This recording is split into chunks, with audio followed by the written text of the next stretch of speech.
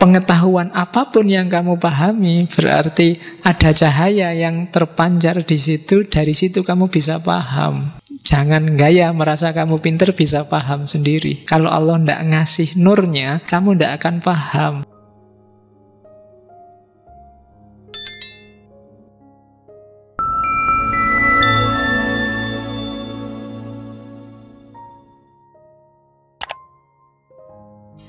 Oke, bismillah. Assalamualaikum warahmatullahi wabarakatuh.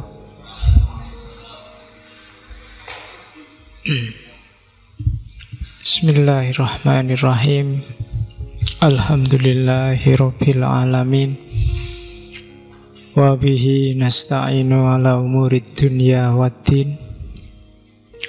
Allahumma sholli wa sallim wa barik ala habibina wa syafi'ina Sayyidina wa maulana Muhammadin wa ala alihi wa ashabihi ajma'in. Amma ba'du. Bismillah, mari kita lanjutkan ngaji kita filsafat. Malam hari ini kita masuk ke para martir sesi kedua. Husain bin Mansur Al-Hallaj.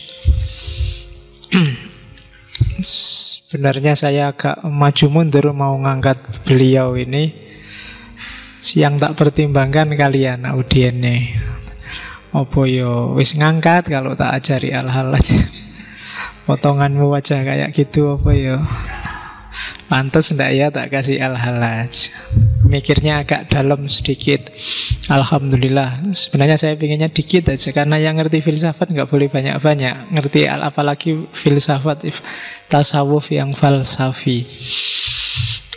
Dulu di antara kesalahannya Al-Hallaj menurut para sufi itu membabar yang seharusnya rahasia kepada umum. Nah itu jangan-jangan nanti ini kena penyakit yang sama. Nanti kalian kemana-mana nanti pakai dalil Al-Hallaj.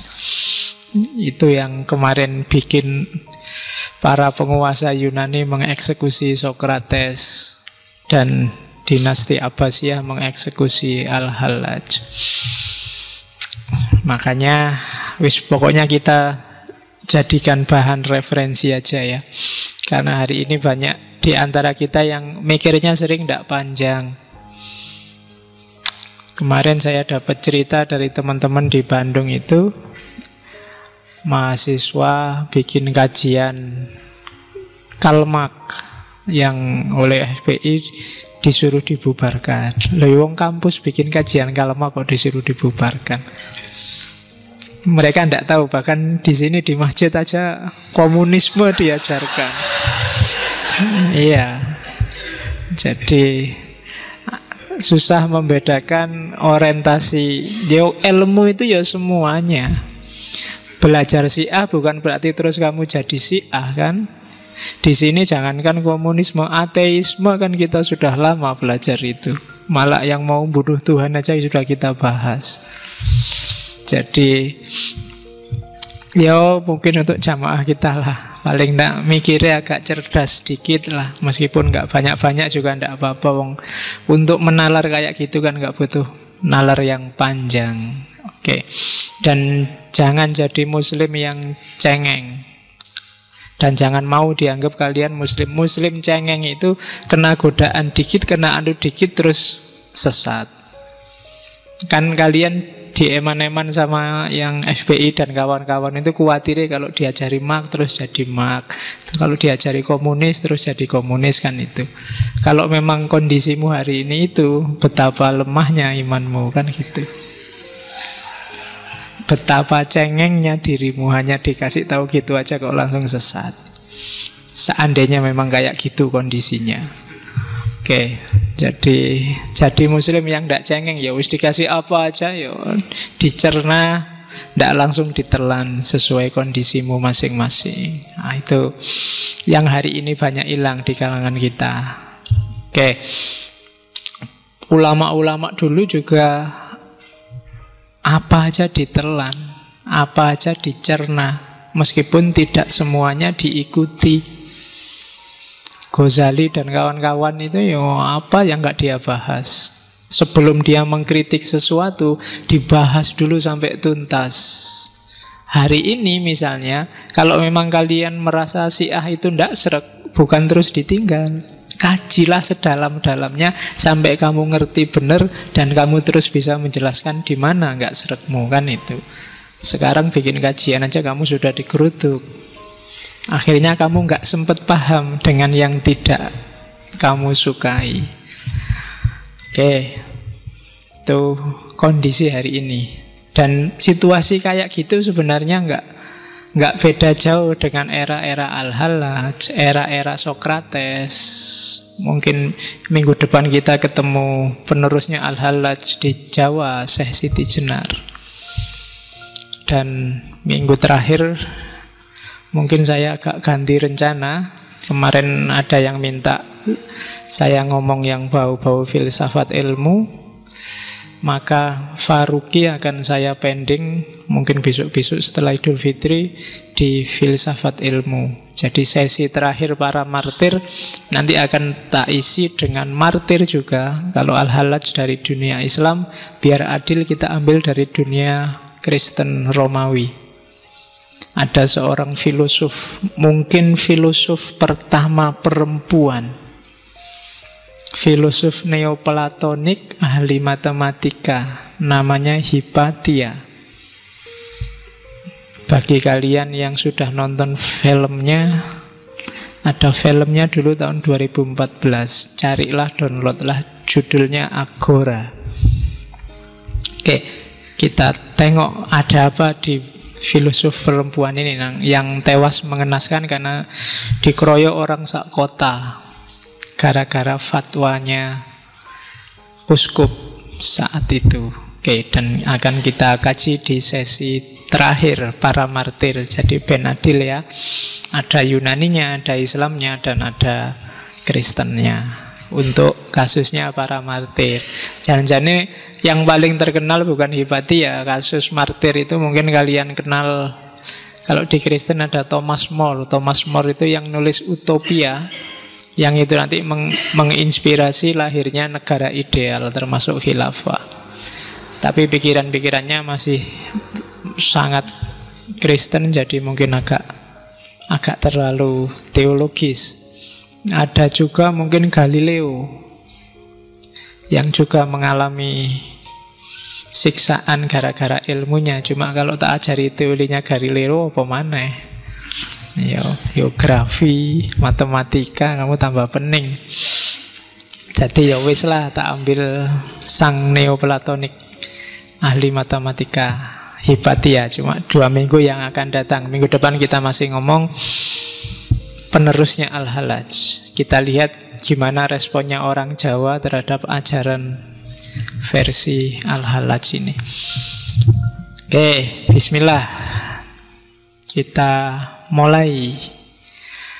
Al-Hallaj itu ceritanya yang mengerikan. Pikiran-pikirannya masih belum terlalu radikal. Menurut saya jauh lebih radikal Ibnu Arabi dengan Wahdatul Wujudnya.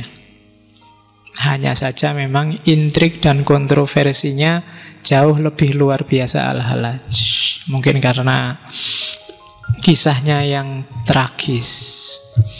Jadi Al-Hallaj ini Iran. Jadi kelahirannya di Tus. Kemudian Tus ini kabupatennya namanya Baidok, provinsinya namanya Fars. Makanya Al-Hallaj itu juga punya namanya, juga gelarnya Baidowi, karena dia berasal dari daerah namanya Baidok. Provinsinya Fars, nama aslinya Husain, nama bapaknya Mansur. Makanya putrane Pak Mansur yang namanya Husain. Ya, lulai ya kan, sederhananya kan itu. Terus Pak Mansur ini kerjaannya memintal benang. Jadi bikin kapas yang dijadiin benang. Dan itu kalau bahasa Arabnya namanya Hallaj. Jadi Al-Hallaj itu artinya sang pemintal benang. Dan Al-Hallaj juga punya kisah khusus dengan itu. Al-Hallaj juga dikenal tidak cuma Hallaj. Kalau ada yang menggelari dia Hallajul Asror. Hallajul Asror itu pemintal rahasia. Karena Al-Hallaj itu dikenal ya kayak para wali yang lain. Jadi dia bisa membaca rahasianya orang tanpa orang itu ngomong. Jadi cuma lihat kalian ini sudah bisa nebak satu-satu yang ada di pikiranmu apa, yang ada di batinmu apa.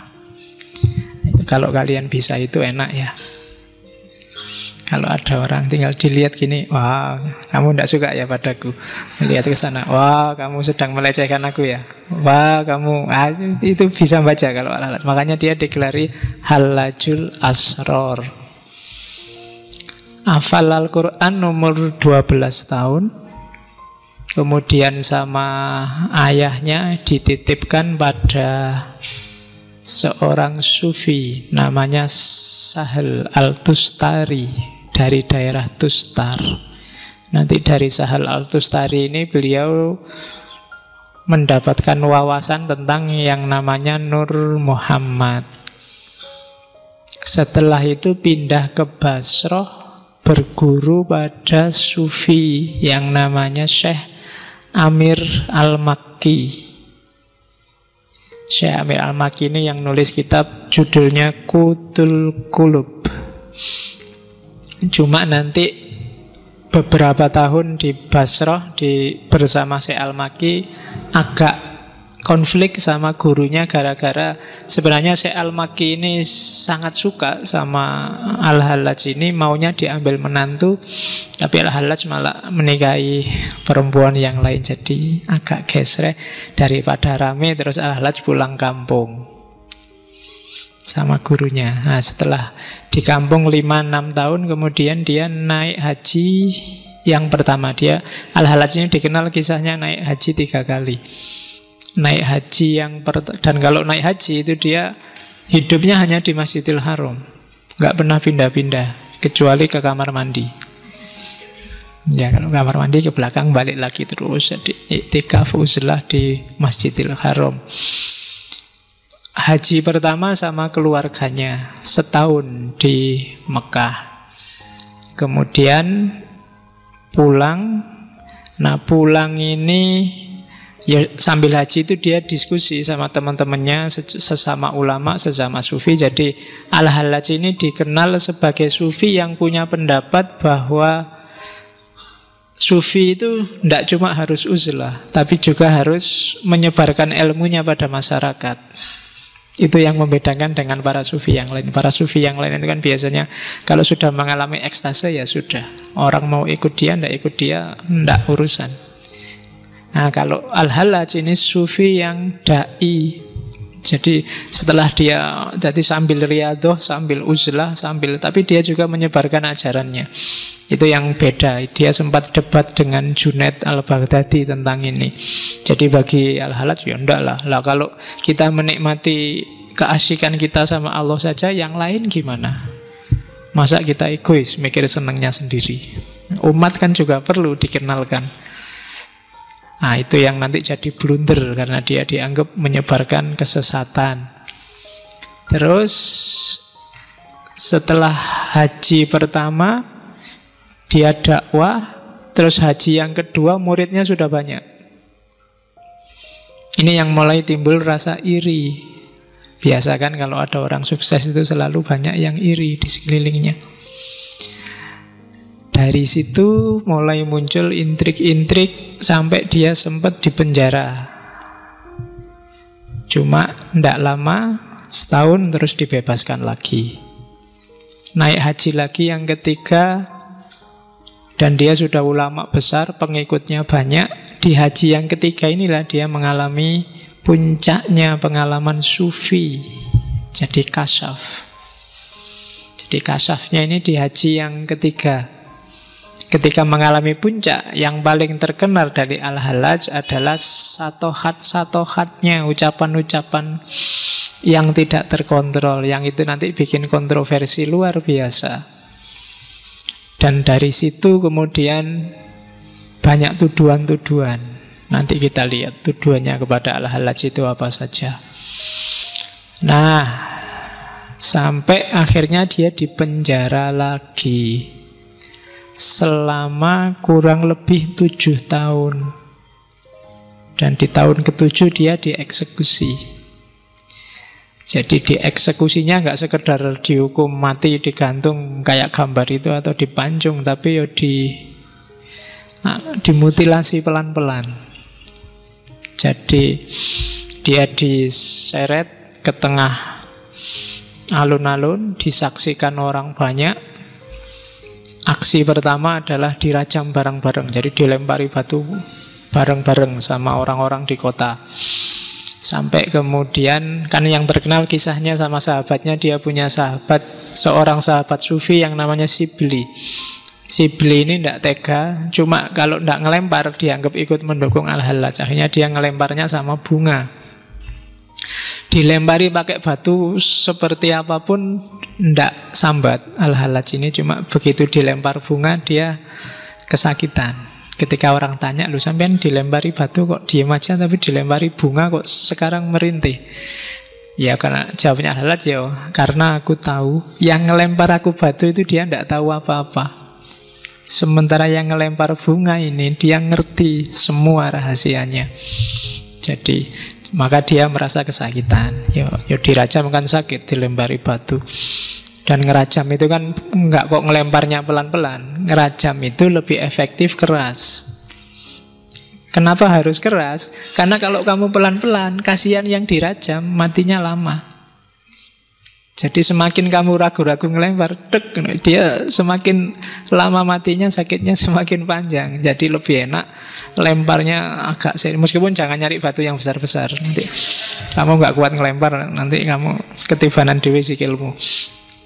Jadi lempar sekeras-kerasnya, kenain kepala lah. Cari bagian-bagian yang mudah bocor. Nggak enak ya teorinya. Karena itu untuk menolong dia biar cepet. Kalau enggak, kasihan dia. Kalau seharian enggak mati-mati, ya kan rajam itu kan sampai mati. Cuma enggak sampai meninggal. Terus Al-Qujunya datang. Yang pertama dipotong adalah tangannya. Terus kedua kakinya.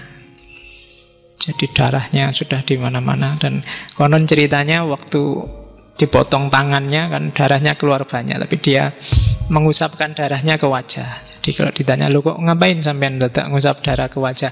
Karena aku tahu darahku kurang banyak, wajahku mesti pucet. Jangan-jangan pucet ini mbok anggap saya takut. Enggak, saya enggak takut, makanya tak usap pakai darah biar wajahku masih kelihatan merah. Terus telinganya dipotong, hidung, matanya dicungkil. Terakhir waktu lidahnya mau dipotong, dia minta izin sebentar untuk berdoa. Dan doanya kayak Nabi Muhammad waktu dilempari batu di Taif itu, mohon ya Allah jangan murkai mereka, jangan balas dendam pada mereka atas apa yang mereka perlakukan padaku. Setelah itu lidahnya dipotong. Setelah itu dibiarkan sehari. Jadi katanya Khalifah saat itu biar orang-orang ngambil pelajaran, biar nggak ada yang berani lagi kayak Al-Hallaj. Dibiarkan sehari, jadi sampai ya mungkin kalau di bahasa kitabnya itu seperti seonggok daging di atas darah. Sampai kemudian besoknya baru kepalanya dipenggal. Terus masih terus, kengeriannya masih berlanjut. Hari ini pokoknya ceritanya agak Terus setelah kepalanya dipenggal, jasadnya dibakar. Setelah itu abunya dibuang di sungai. Kalau bahasa Arab menyebutnya sungai Dajlah, kalau sekarang disebut sungai Tigris. Dan sebelum meninggal, Abu Mansur ini sudah ngerti kalau ada ceritanya akan begitu. Jadi dia sudah pesan sama pembantunya, nanti kalau jasadku sudah dibakar, abuku dilempar ke sungai. Sungai itu akan marah, airnya akan meluap.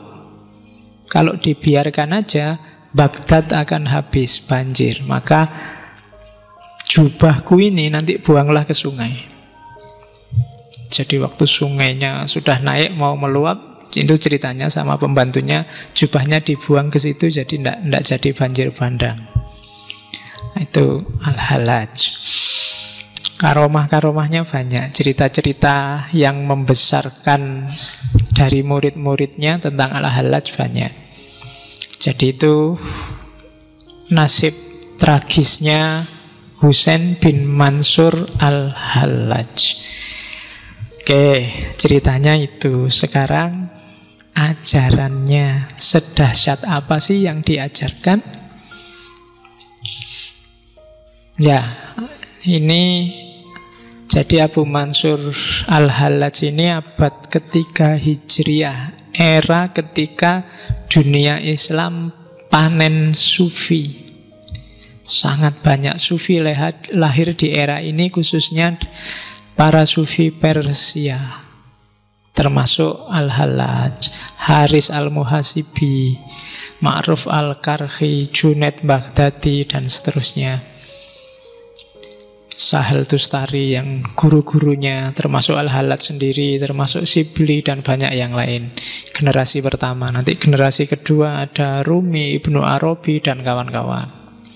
Ajaran-ajarannya nanti banyak dilanjutkan oleh Ibnu Arabi. Kita lihat tuduhannya ini yang dipakai oleh kekhalifahan zaman itu untuk mengeksekusi Al-Hallaj. Yang pertama, dituduh berkomplot sama sekte namanya Koromitoh.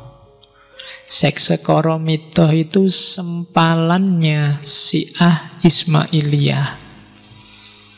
Jadi ya karena Al-Hallaj ini lahir di Iran, dan kebetulan daerah tempat dia lahir itu dekat dengan wilayah munculnya sekte ini, Syiah Koromitoh.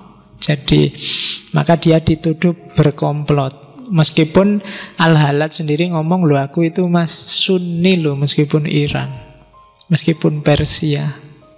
Cuma orang-orang yang karena sudah terlanjur nggak setuju ya dianggap itu bohong. Paling dia diam-diam berkomplot. Koromitoh ini sekte Syiah yang semacam gerakan underground yang memberontak pada Abbasiyah.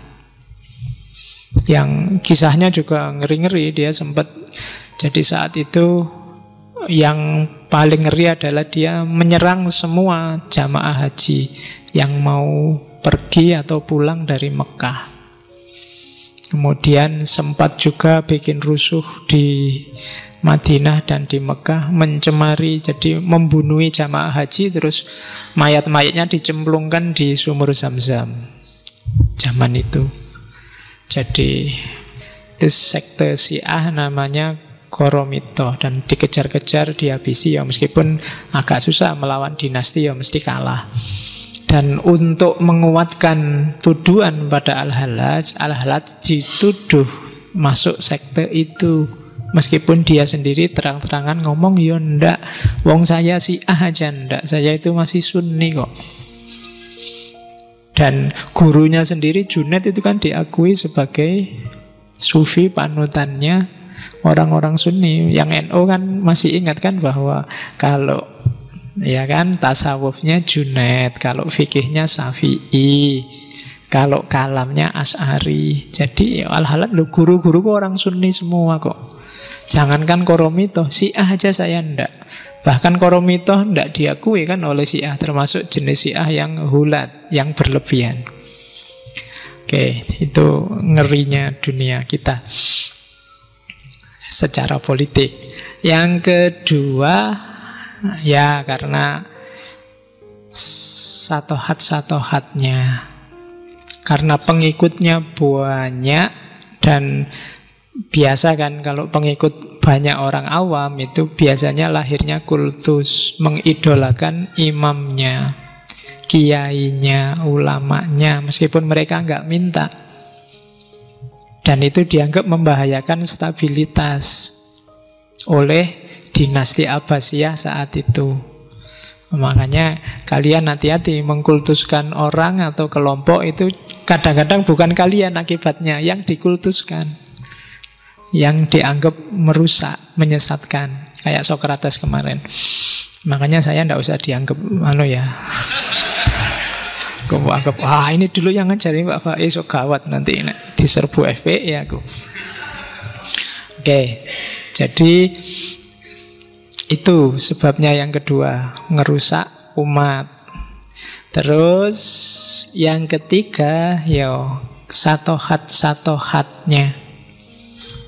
Jadi ucapan-ucapannya waktu ekstase. Ini kan susah. Orang sedang mabuk, orang sedang seneng luar biasa atau sedih luar biasa, itu kan kadang-kadang ucapannya tidak terkontrol saking senengnya. Dan itu yang terjadi dengan para sufi. Yang itu kategorinya satohat. Satohat itu kalau jamak, kalau tunggal namanya sathiyah. Jadi ucapan merancau.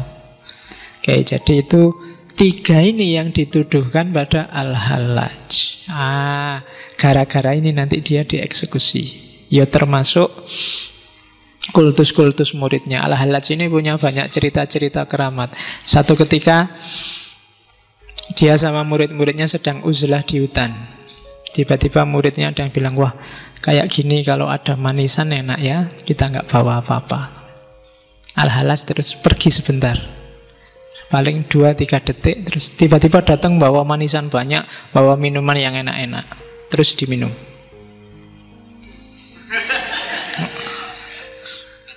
Ya, jadi satu hati. Nah, orang-orang heran muridnya, kok bisa, dari mana ya ada minuman tiba-tiba, ada makanan enak-enak. Al-Hallaj diem aja. Tapi besoknya setelah pulang, muridnya ini ngecek, ini ada manisan kayak gini, ini produksi mana ya? Jangan-jangan tadi sudah sangu.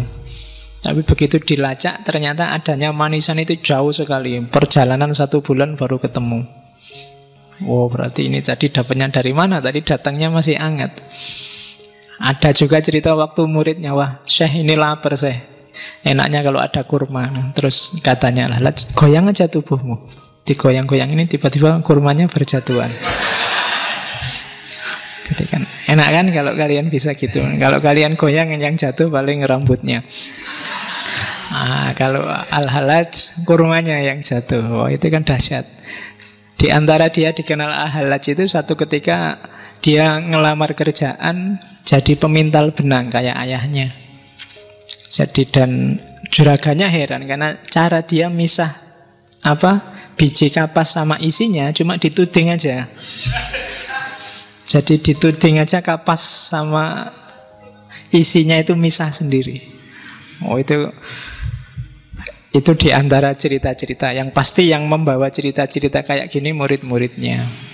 Dan bukan hal yang luar biasa kalau dalam dunia sufi. Meskipun yang kayak gini biasanya yang bikin kalian ngiler pingin jadi sufi, pingin karomah tok, kalau uzlahnya sama riadohnya males.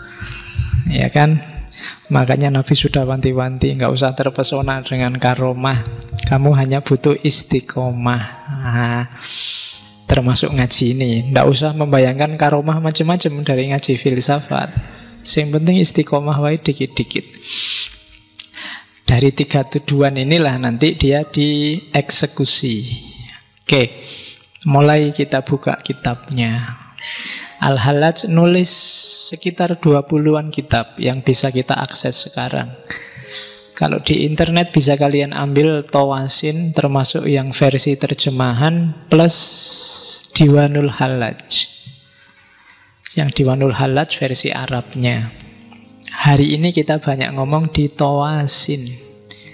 Kalau terjemahan bahasa Indonesianya biasanya diterjemah kitab kematian. Tawasin itu sebenarnya ngambil dari salah satu huruf muqatta'ah dalam Al-Quran. Kan di beberapa surat itu ada yang diawali dengan kalimat to sama sin. To sin, jadi to sin yang banyak jadi tawasin. Memang isinya mengarah ke akhirat. Jadi sehingga kitabnya diterjemah jadi filsafat kematian. Itu kalimat pertama. Jadi sin, kebenaran adalah bentuk cahaya yang memancar dari yang gaib. Ia terlihat dan memancar kembali kepada yang gaib. Dan kebenaran itu melampaui segala cahaya dan menjadi cahaya di atas cahaya. Dan benderangnya memancar ke seluruh purnama. Titiknya yang paling terang menjulang ke angkasa yang diselimuti oleh rahasia. Ini kalau cuma kamu baca, insya Allah kamu tidak paham. Ya, jadi hampir semua sufi Persia menganalogikan kebenaran dengan cahaya, dan puncaknya kebenaran adalah cahaya maha cahaya. Kalau dianalogikan ya, cahaya itu bukan kok kayak cahaya beneran, tapi ini semacam analogi. Sama kayak kamu melihat sesuatu, matamu siap, sesuatunya juga siap. Tapi kalau cahayanya nggak ada, nggak akan terlihat. Mikrofon ini siap, mata kita juga siap untuk lihat mikrofon. Tapi begitu listriknya mati, mikrofon ini tidak akan kelihatan. Jadi kebenaran itu ketika ada cahaya, dialah yang mengantarkanmu pada pemahaman tentang mikrofon ini. Akalmu juga begitu, otakmu siap, yang mau dipikir siap. Tapi kalau nggak dapat pancaran cahaya dari Allah, kalian nggak akan bisa nangkep pengetahuan. Para ulama nggak akan, para ilmuwan secanggih apapun nggak akan bisa moto gimana kerja otak menangkap pengetahuan. Itu sama kayak mata yang atas fasilitas cahaya dia bisa paham sesuatu, bisa melihat sesuatu. Jadi otakmu itu ada sambungan transmisinya dengan Allah. Bentuk transmisinya itu cahaya. Makanya para ulama zaman dulu menyebut al-ilmu itu nurun. Ilmu itu cahaya. Gitu loh. Jadi pengetahuan apapun yang kamu pahami berarti ada cahaya yang terpancar di situ. Dari situ kamu bisa paham. Jangan gaya merasa kamu pinter bisa paham sendiri. Kalau Allah tidak ngasih nurnya, sama kayak takmir nggak menyalakan lampunya, kamu tidak akan paham, kamu nggak akan bisa lihat mikrofon ini. Itu analogi cahaya. Maka kan selalu begitu, semakin kamu dekat sama Allah, semakin kamu makrifat. Kenapa? Cahayanya semakin terang. Kenapa? Allah lah sumber cahaya itu. Allah lah sumber semua pengetahuan. Jadi semakin dekat sama sinyalnya, HP-mu kan semakin jelas, semakin banyak sinyalnya. Semakin kamu dekat sama lampunya kan semakin terang, semakin jauh semakin gelap. Jadi kebenaran adalah cahaya, kebalikannya berarti apa? Yang gelap, yang jelek, yang jahat itu berarti ketika cahaya nggak menjangkau ke situ. Nah, itu ajaran rumit tentang cahaya yang banyak diajarkan oleh para sufi. Jadi, nah, kalau masih belum paham nanti kamu ulang lagi ya rekamannya bagian ini. Karena aku ngulang-ulang terus kamu bingung. Diulang lagi mesti kamu paham 2-3 kali. Jadi bagaimana cahaya adalah perantara kebenaran. Dan nanti ada Nur Muhammad. Nanti kita lihat posisinya Nur Muhammad di antara cahaya. Oke, sekarang kita masuk ajaran pertamanya Al-Hallaj. Jadi ada revolusi besar yang dibawa oleh para sufi Persia.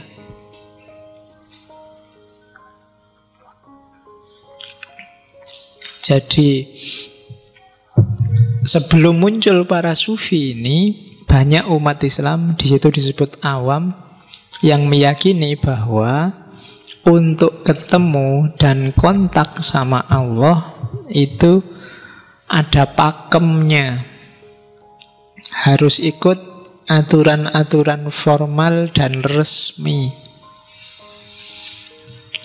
harus manut petunjuk yang berwenang. Apakah itu ulama, apakah itu kiai, apakah itu.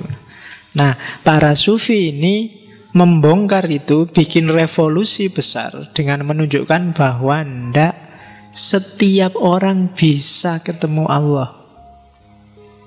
Setiap orang bisa ngobrol sama Allah. Ndak ada jarak, ndak butuh perantara. Syaratnya apa? Bersihkan egomu, bersihkan dirimu sampai kamu layak untuk Allah datang padamu. Jadi kalau dirimu bersih, Allah layak datang, Allah akan datang. Singkirkan sifat-sifat duniawi. Dengan asumsi ini terus para sufi merumuskan banyak sekali ajaran yang intinya adalah setiap kita bisa berhubungan langsung sama Allah. Tidak harus pakai banyak perantara macam-macam. Nah, ini sebenarnya kritik zaman itu pada dominasi orang-orang Arab.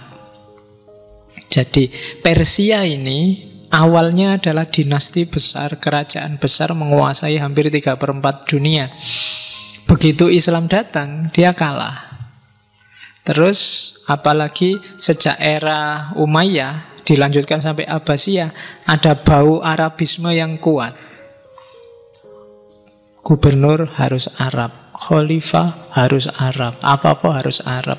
Bahkan ulama kiai dianggap Arab lebih afdol, yang jenggotnya lebih panjang, yang jubahnya lebih. Kan ada gambaran kayak gitu. Dianggapnya kita ini agak jauh sama Allah, yang lebih dekat sama Allah itu yang Arab. Kan ada ya, sampai hari ini kan pandangan kayak gini ada. Jadi pokoknya ndak, kita harus manut sana kiblatnya, karena Ka'bahnya ada di sana dan orang sana pasti lebih alim daripada kita. Ada kan persepsi kayak gitu.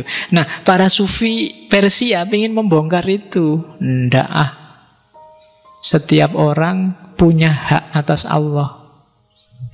Dia bukan hak eksklusif para ulama tertentu, orang-orang tertentu.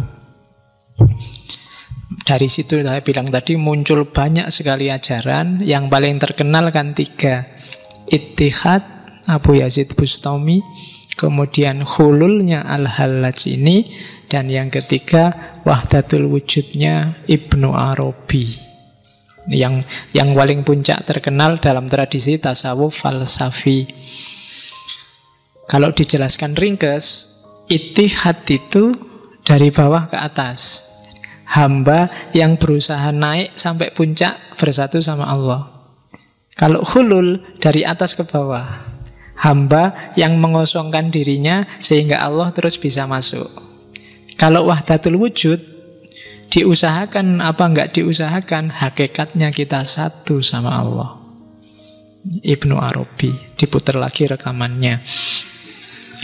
Nek tak jelasin lagi kamu nanti pening. Oke, jadi itu ajaran-ajaran. Jadi awalnya hulul ini, manifestasinya apa? Kalau orang sudah mengalami hulul, maka itu sebenarnya hadis di Sunni kan banyak beredar ini. Ketika seseorang sudah sangat dekat sama Allah, kalau di para sufi bahkan gak cuma dekat, jadi satu. Itu kalau dia ngomong, yang ngomong bukan dia tapi Allah. Kalau dia mendengarkan, kalau dia berbuat, semuanya bukan dia tapi Allah. Kehendaknya bukan kehendak dia tapi sudah kehendak Allah. Ya kayak kamu kalau jatuh cinta itu loh. Apa-apa kan sudah dia, bukan kamu lagi. Begitu kamu jalan-jalan ke mall, lihat baju, wah, ini kalau tak beli ini suka mesti ya dia. Kan selalu dia. Makan aja, wah ini kalau tak beli ini dia seneng loh makan kayak gini biasanya. Ada apa aja yang terbayang dia. Nah, itu ketika orang sudah sangat dekat, jatuh cinta, maka jatuh cintalah sama Allah. Maka pikiranmu, ucapanmu, perbuatanmu ya selalu isinya Allah. Nah, itu gambarannya. Kalau ketika orang jatuh cinta itu kan egonya nyisih, dimasuki oleh ego yang dia cintai. Dirinya sudah nggak berarti apa-apa. Dan itu kan para sufi mati-matian menjelaskan ini. Beberapa malah bikin cerita-cerita alegoris. Misalnya bikin Laila Majnun lah, bikin Shirin Farhat lah. Itu sebenarnya sindiran untuk jatuh cintalah sama Allah. Kayak kamu kalau jatuh cinta sama lawan jenismu itu loh. Harusnya lebih dalam dari itu. Kayak Laila Majnun itu kan gimana orang sampai segila itu. Bukan gila, tapi sampai segila itu ketika jatuh cinta. Nah, teori ini nggak laku bagi yang jomblo. Oke, nah, ya yang belum merasakan diinget-inget aja jadi teori. Yes, ya, sopo ngerti besok kepake. Jadi, ya, buktikan sendirilah besok. Tapi yang sudah punya bisa sekarang. Oke, jadi ketika kamu sudah dekat dengan sesuatu, cinta dengan sesuatu, biasanya dirimu lenyap. Yang ada hanya dia. Dan itu yang dialami oleh para sufi, termasuk Al-Hallaj. Oke, kita lihat lagi. Hulul itu jenisnya ada dua, Pak ya. Yang pertama hulul sayyaroni dan ada hulul jawari. Yang Al-Hallaj ini masuk jenis hulul yang pertama. Ketika bersatu, yang kelihatan hanya satu. Yang lain ketika dua hal bersatu, hanya satu yang kelihatan, yang lain nggak kelihatan. Tapi kalau hulul jawari, bersatu tapi dua-duanya tetap kelihatan. Kalau sayyaroni itu contohnya, kalau kamu nanam punya tumbuhan terus kamu siram air. Air ini kan diserap oleh tumbuhan, airnya nggak kelihatan, yang kelihatan tumbuhannya. Kebalikannya kalau yang jawari, kayak air yang ditaruh di dalam gelas kayak gini. Ini kan gelasnya kelihatan, airnya juga kelihatan.